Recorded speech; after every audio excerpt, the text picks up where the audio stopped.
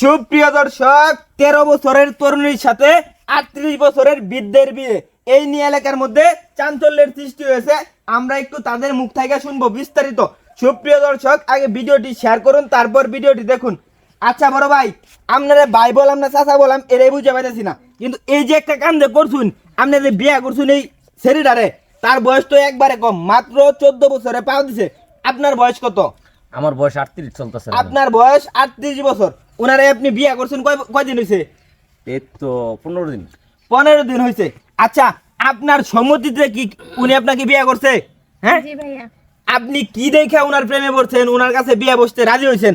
আপনার তো তেমন বয়সও হয় নাই, একটু বিস্তারিত আমাদেরকে একটু বলেন। ভাইয়া উনি হচ্ছে প্রবাসে থাকেন। মানে প্রবাসে থাকে? আচ্ছা 1 মিনিট। আচ্ছা, আপনি কয় বছর প্রবাসে কাটাইছেন? 12 বছর। 12 বছর প্রবাসে কাটাইছেন। এর আগে কি আপনি বিয়ে শাদী করছেন? না। এর আগে বিয়ে শাদী করেন নাই? আচ্ছা, তারপর বলেন। উনি হচ্ছে 12 বছর বিদেশে কাটাইছে। আর আমার বাবা মা একটু গরিব, তেমন আমাদের টাকা পয়সা নেই। আমার বাবা মা তার টাকা পয়সা দেখে তার সাথে আমাকে বিয়ে দিছে। আপনার ইচ্ছাতেই বিয়ে দিছে নাকি জোর করে বিয়ে দিছে? আমার বাবা মা যেহেতু আমাকে বিয়ে দিচ্ছে, তো বাবা মার উপরে তো আমি কোনো কথা বলতে পারি না, তাই আমি রাজি হয়েছি। ও, বুঝতে পারছি।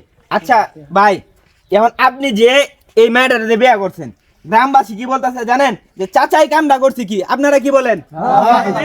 আচ্ছা, আপনারা কোন তারার কাছে? আচ্ছা, তারার লগে কি এই দুজন নাকি মানাইছে? আপনারা কোন মানাইছে? হ্যাঁ ভাই, এই চাচা তো বিয়া হচ্ছে না, আমরা লানিং বয়সের পোলাপানের ঘুম নষ্ট হচ্ছে। বিয়া করছে না, তাহলে 38 বছর বয়স, 12 বছর প্রবাসে থাকছে, বিয়া ছাড়া হইছে মনে হয়। আচ্ছা, আপনি কি বিদেশে তো আর বিয়ে করেন নাই? আমি আগে তাদের ফ্যামিলির সাথে যোগাযোগ ছিল, প্রবাসে ছিলাম বলা। হ্যাঁ হ্যাঁ হ্যাঁ। পরে তার সাথে একদিন কথা হয়েছিল, মানে ভিডিও কলে আচ্ছা। কথা হয়েছিল। পরে তার লেখাপড়া খরচ 8 পাস করছে, এই পর্যন্ত আমি 5 বছর তার খরচ দিয়ে চালাইছি, স্কুল খরচ দিয়ে। 5 বছর আপনি হ্যাঁ। তার লেখাপড়ার খরচ হ্যাঁ, দিয়েছেন। হ্যাঁ। তারপর দেশে আইসা পরে তাকে বিয়ে করছেন, পরিবারের হ্যাঁ, সম্মতিতে। পরিবারের সম্মতিতে বিয়ে করছি।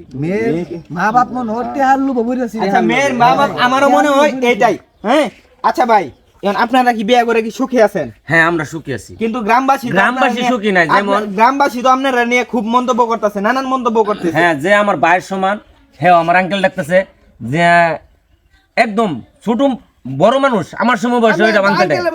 হ্যাঁ, আপনারা আঙ্কেল মানে চাচাটা হ্যাঁ। হ্যাঁ, চাচাটা তারাও চাচিটা দুঃখ হইলো। তারাও চাচি রাখে, হ্যাঁ। কেউ ভাবি রাখে না। না না, আমি অনেকটা চাচা ডাক করে ভাবি ডাকছাম।